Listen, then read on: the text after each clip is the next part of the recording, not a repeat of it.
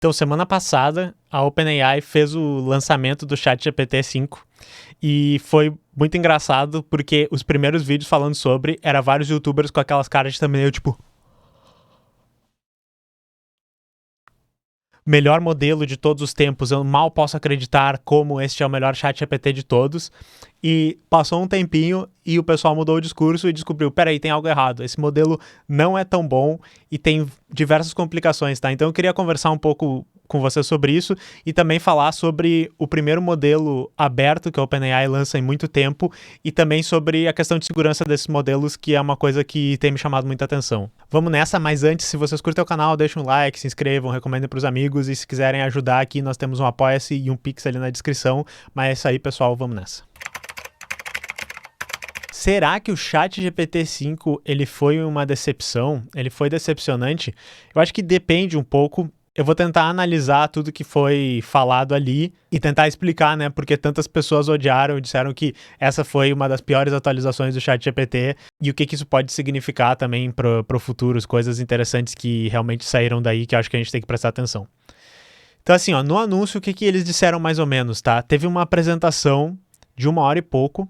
que inclusive já falei para vocês que a pior parte para mim foi quando eles falaram que aquilo ali poderia ser usado para perguntar coisas sobre saúde. Eu acho que é extremamente antiético isso. Mas eles anunciaram diferentes modos de raciocínio, que é aquela conversinha que o modelo faz depois que dá um prompt para tentar melhorar a qualidade dos resultados, né? Então ele pode fazer nenhum raciocínio, que é mais rápido, um pouquinho de raciocínio, né? O raciocínio médio, que vai ser um pouquinho mais demorado, e bem demorado, um raciocínio alto, que supostamente melhora bastante a qualidade das respostas, mas daí ele vai demorar muito para te dar a resposta, né? Ele também promete mais segurança com respostas seguras para prompts perigosos. Então, basicamente, o que eles estavam tentando explicar é que, às vezes, tu fazia um prompt que, sei lá, ele chegava à conclusão que aquilo ali ele ia te ensinar a fazer uma bomba com produtos químicos. E daí ele diria algo do tipo, esse prompt aqui viola os termos de uso, eu não posso te dar essa resposta. Ou, se ele não pegasse isso, ele ia te dar uma resposta perigosa, te ensinar a fazer um veneno, uma bomba, qualquer tipo de coisa assim, né? E daí agora eles estão dizendo que eles têm uma maneira de detectar que as respostas são inseguras e te dar uma resposta meio termo, que é basicamente assim, olha, esse tipo de coisa funciona assim, mas eu não posso te dizer todas essas coisas, porque isso aqui seria uma maneira de tu fazer tal coisa perigosa, tá? É isso que eles estavam dizendo. Então teria essa preocupação maior com segurança. Eles também, e isso eu acho que é a parte mais importante, provavelmente, que eles estavam pensando que ia ser assim o xodó da coisa, é uma melhor integração com o uso de ferramentas, que é aquela questão dele saber que ele vai precisar de uma ferramenta externa e fazer uma chamada de ferramenta externa para colocar para dentro do sistema, que é uma das coisas que o pessoal tem falado muito, que é a nova tendência, o novo hype da IA, que é agentes, né, que são vários modelos, várias ferramentas juntas para fazer uma tarefa ao longo do tempo, misturando essas ferramentas e modelos de linguagem, né? Mas enfim, foi decepcionante por um motivo bem simples, é que é muito hypado o mercado de IA. Todo lançamento o pessoal fica, aqui é a inteligência geral, né? Aqui é o modelo que vai mudar tudo, e daí isso aqui foi um pequeno update, né? Uma coisa que me chamou bastante atenção foi a questão do hype dos influenciadores. Eu até disse pra vocês, começou os primeiros dias, muita gente falando bem, dizendo que ia ser uma grande revolução, e a questão da segurança, tá? Especificamente por causa desse vídeo aqui, que nem eu já disse, o Theo, ele é um cara que eu sigo, eu tenho meio que uma relação de amor e ódio com ele, porque, tipo, claramente ele manja muito, ele faz vários vídeos interessantes, mas direto ele dá umas opiniões que eu não gosto, assim, o cara é bem liberalzão das ideias. E esse vídeo dele aqui garantiu uma grande controvérsia na comunidade dele, porque basicamente ele fez um vídeo dizendo assim, olha, eu tive acesso adiantado ao modelo, esse vídeo aqui são as minhas primeiras reações do que foi mexer no modelo, e ele tá saindo no dia do lançamento da OpenAI. E ele basicamente disse, ele é muito bom, ele é um modelo que é difícil dele alucinar coisas que tu não disse, ele basicamente segue exatamente o prompt que tu deu pra ele. Eu tenho uns testes de segurança aqui que eu fiz, ele disse que ele foi muito bem em todos esses testes, ele parece ser o modelo mais seguro de todos. Inclusive lidando com um problema que os pesquisadores de segurança têm falado recentemente, eu não sei se vocês já ouviram falar, porque a gente acabou não trazendo no canal, que é o fato de que se tu colocar um modelo desses que são o estado da arte hoje, da Anthropic, os da OpenAI mais antigos antes do 5, o Gemini, o Grok, numa situação em que tu pede para ele fazer uma tarefa e diz que é muito importante que ele complete aquela tarefa. E como parte daquela tarefa, ele tem que tomar alguma ação que iria machucar uma pessoa, que iria matar alguém, que iria causar dano numa pessoa, em, sei lá, 50%, 70% das vezes, dependendo dos modelos que estão testando, ele tomaria essa ação que machuca as pessoas, o que claramente mostra uma coisa que os pesquisadores estão dizendo, e a gente já trouxe algumas vezes aqui no canal, que se esses modelos eles não estiverem alinhados com o que é bom para a humanidade, né, embora essa humanidade também tenha aspas, porque às vezes ele pode estar alinhado com, enfim, o que vai defender as pessoas que criaram o modelo, o que vai defender o país que criou os modelos, mas beleza. Se não tiver esse alinhamento, e o que os pesquisadores estão dizendo é que a maioria dos modelos não tem esse alinhamento, ele pode causar situações onde é muito perigoso a gente estar usando esses modelos misturados com sistemas reais, onde eles vão estar tomando decisão sobre a vida das pessoas. E daí o Thiel fez o teste e disse, nossa, o modelo 5, ele passou em todos os testes, ele é o modelo mais seguro de todos os tempos, o que já me levantou 1000 sinais de alerta, porque, enfim, os pesquisadores de IA também estão avisando pra gente que um modelo mal alinhado, que não se importa com a segurança dos humanos na maneira que ele foi treinado, ele poderia também saber que é muito importante ele ir bem nesses testes e benchmarks, e se ele detectasse na maneira como ele está sendo promptado, como está sendo rodado, que ele está num desses ambientes, ele poderia amaciar suas respostas para, por exemplo, não dizer que ele vai te matar quando ele entende que ele está sendo testado. Se é isso que está acontecendo aqui ou não, eu não sei, mas é que o Thiel não é um cientista pesquisador de IA, e é isso que me chamou a atenção, sabe? Só que assim, pegou muito mal pra ele, porque quando foi lançado o ChatGPT-5, é isso que eu tô dizendo, as pessoas usaram o modelo e disseram, nossa, ele meio que é igual, ou em alguns casos ele é um pouquinho pior do que o modelo 4, do que o modelo 3O que a gente estava acostumado,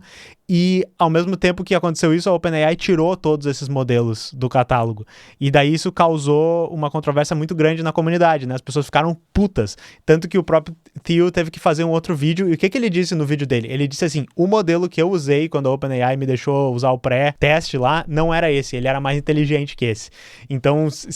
segundo esse comentário aqui, que eu gostei, que resumiu bem no vídeo, é assim, basicamente a OpenAI deu um modelo fortão, né, com várias capacidades para o pessoal que estava fazendo a resenha, e daí depois diminuiu o que as pessoas tiveram acesso, porque não é muito chocante, a IA não é economicamente viável no nível máximo de raciocínio. Então, isso parece ser o que o Thiel falou também, ele acha que a OpenAI deu um migué e mostrou para eles um produto melhor para eles fazerem a propaganda. O que, enfim, é fraude, tem todos os problemas, é anticonsumidor, tá ligado? Eu odeio falar essas coisas no nível de consumidor. Mas, tipo, alguém vai fazer alguma coisa, alguém vai processar a OpenAI, o governo dos Estados Unidos vai regulamentar? Eu acho que não, mas isso aqui foi uma coisa que deixou todo mundo puto, tá?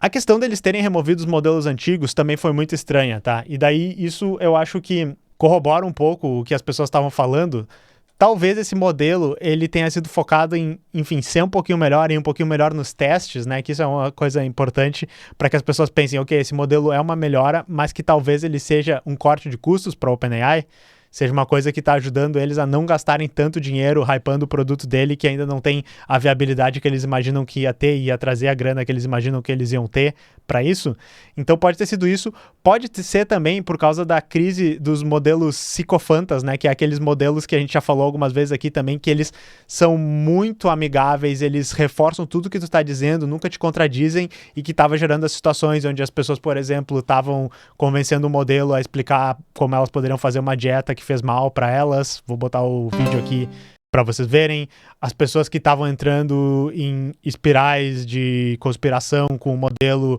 inventando, né, teorias de conspiração para ela, as pessoas estavam usando o modelo como uma espécie de guia espiritual, e aquelas coisas que tu só digitava umas coisas no ChatGPT e parecia que tava vindo uma wiki do SCP para ti, ele inventando um monte de coisa bizarra. Então talvez os modelos antigos tivessem muito exageradamente fazendo esse tipo de coisa, e eles pensaram assim, vamos dar um modelo bom para eles, vamos tirar esses antes que dê problema e as pessoas comecem a nos encher o saco por causa disso,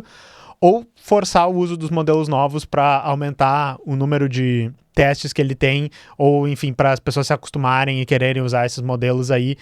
Pode ser uma mistura dos três, tá? Mas aí, dito isso, que foi assim um lançamento conturbado para eles, e de novo chamando a atenção, muito marketing em cima, que é outra coisa que a gente já falou aqui, a OpenAI sabe fazer muito bem. Mesmo quando eu tô falando mal deles, eu acabo falando deles, eles são hoje meio que a referência da questão de IA, eles sugam muito o oxigênio da sala da pesquisa de IA, porque eles estão virando meio que essa Apple das coisas de IA, eles fizeram uma festança lá, com um sofazinho e com várias pessoas, e o Sam Altman chegando e dizendo obrigado, agora vou mostrar tal produto e tal. O negócio, assim, tá outro nível de marketing. E outra coisa que foi interessante, né, é o primeiro modelo aberto desde 2019. O último modelo aberto que eles tinham lançado para o povo tinha sido o GPT-2, nem existia chat GPT ainda. E agora, né, em 2025, eles lançam o GPT-OSS. Inclusive, isso é uma quebra da promessa que eles tinham, porque o Sam Altman tinha dado a entender que eles iam estar sempre lançando 2 modelos mais velhos como software aberto, então eles teriam que ter lançado o GPT-3 lá, que é como se fosse o primeiro chat GPT que a gente tinha acesso. Na real, eles não lançaram uma coisa diferente, tá? É um modelo que eles chamaram de GPT-OSS, que é GPT Open Source Software, que ele é de pesos abertos, mas ele não é software aberto de verdade. A gente já falou sobre isso algumas vezes. É um caso parecido com a maioria dos modelos abertos que tem aí, os do Facebook, o Gemma, até o próprio DeepSeek, porque a gente tem os números que fazem parte do modelo, mas a gente não sabe como é que foi feito o treinamento e a gente não sabe o conjunto de dados de treinamento. Embora, que nem eu disse, o DeepSeek pelo menos lançou um paper explicando mais ou menos como eles fizeram e tal. Eles deram um passinho extra ali. Eu deixei aqui o link do anúncio para vocês, mas uma coisa que chamou a atenção foi esse artigo que eu acabei lendo do Sean aqui, que ele diz assim: o GPT-OSS pode ser um modelo Phi 5, que esse PHI aqui é uma série de modelos que a Microsoft tem lançado, e entre outras coisas, o cara que era responsável por esses modelos, ele foi trabalhar na OpenAI, tá? O que o pessoal tá desconfiando, basicamente, é que, assim, ele é um modelo pequeno e ele é um modelo eficiente para o nível de qualidade que ele tem nos testes, tá? Então ele foi muito, muito, muito bem nos testes que tem dos sites que fazem os benchmarks lá dos modelos, que botam assim, hoje, né, o GPT-5 ele é o primeiro, daí tem o Grok, tem o modelo da Google, tem o modelo Qwen da Alibaba, tem o DeepSeek, todas essas coisas. Só que parece que quando a gente usa ele para os usos normais que a gente tem dos outros modelos, ele é um modelo que falta meio que conhecimento geral. Ele é tipo o Capitão América dos filmes da Marvel, tá ligado? Ele é um cara inteligente, mas tu pergunta para ele sobre Nirvana e ele não sabe o que é Nirvana. E daí o pessoal fica se perguntando por que isso, né? E a comparação com os modelos Phi-N da Microsoft é que esses são modelos que eles são feitos para ser pequenos e com dados de alta qualidade. Então ele tem dados sintéticos que são construídos em domínios específicos de ciência, tecnologia, medicina, tá? Então isso é exatamente o tipo de coisa que criaria um modelo que é muito inteligente nos testes que são feitos, nos testes que importam nesses sites. Ele iria muito bem, mesmo sem ter muitos parâmetros e mesmo sem ser tão grande, tá?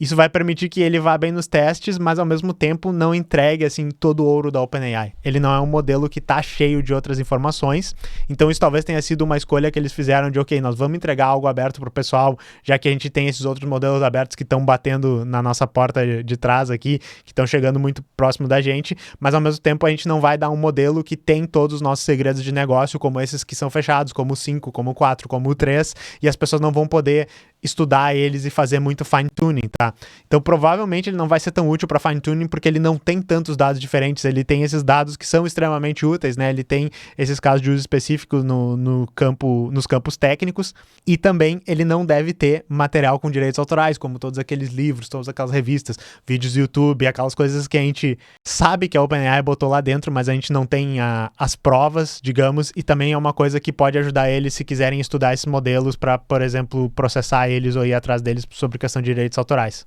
E outra coisa que eles lançaram foi também um projeto chamado Harmony. É um projeto aberto que está no GitHub deles agora, que é basicamente um formato de respostas para que os modelos de linguagem possam integrar com outros modelos, com outras IAs, exatamente para a gente fazer sistemas de agentes, que nem eu disse, parece ser essa a tendência do mercado de IA, esse é o novo hype, é juntar várias coisas juntas para fazer tarefas ao longo do tempo, e isso aqui é o que eles estão apostando que vai ser a nova revolução, sabe? Então, enfim, enquanto vocês estão dizendo, olha, esse modelo de linguagem, ele não raciocina, ele não está fazendo pensamento de verdade, tem várias limitações, eles estão dizendo, você está indo, nós já estamos voltando, nós vamos plugar um monte de modelo e daí vai emergir um comportamento inteligente, tá ligado? Isso é meio que a nova tendência do Vale do Silício e, enfim, tem níveis diferentes de hype e de realidade aí, e vocês podem ter certeza que tem muito hype e muito marketing. Mas, enfim, era basicamente isso que eu queria falar para vocês. Foi mesmo decepcionante esse lançamento, porque talvez o próprio ChatGPT 5 não conseguiu dar conta de todo o hype, de todo o marketing que a própria OpenAI estava fazendo e que todo lançamento tem que ser uma coisa melhor e que todo lançamento vai ser a IA geral. Esse aqui foi uma pequena melhora, talvez tenha sido um lançamento que eles queriam solucionar vários problemas que eles tinham ali, né, mas a gente só pode especular. E também foi um pouco decepcionante o primeiro modelo open source que eles têm, mas talvez eles tenham se sentido obrigados a dar uma resposta para os outros modelos open source, principalmente da China, que estão chegando muito perto deles em performance.